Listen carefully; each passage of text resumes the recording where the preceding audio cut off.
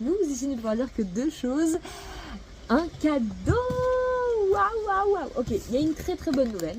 Il y a une nouvelle qui arrivera à un moment, peut-être de manière soudaine, peut-être de nuit, qui va vous faire une sorte d'épiphanie, une réalisation soudaine que vous-même vous ne vous attendiez pas à avoir ce jour-là.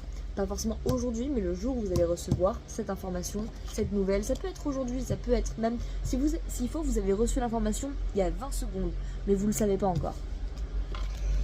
Les deux cartes suivantes sont l'Oasis et la Célébration. Littéralement les deux meilleures cartes de ce deck. L'Oasis parle de vacances, peut-être de quelque chose de lointain, mais c'est aussi la carte qui représente pour moi le nouveau monde. C'est-à-dire littéralement le paradis sur Terre. Le moment où on arrête d'aller plus vite que son ombre et on choisit enfin de vivre dans l'instant présent et d'observer la nature pour ce qu'elle est, c'est-à-dire littéralement, oui, le paradis. Le paradis où tout est en abondance et où on peut justement apprendre à vivre avec ce qu'il y a.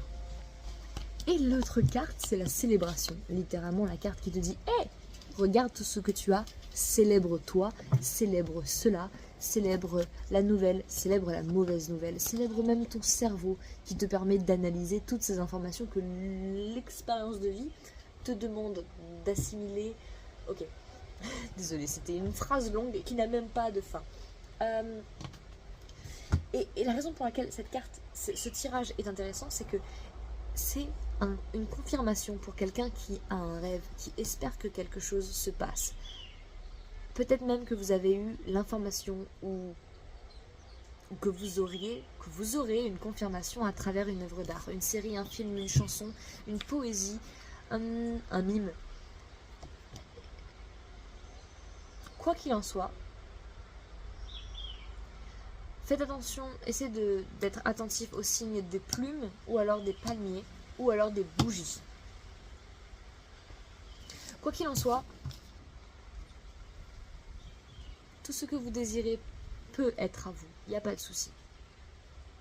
Tant que vous n'utilisez pas ce succès ou cette chance ou ce rêve pour causer plus de tort à autrui que de bonheur à vous-même,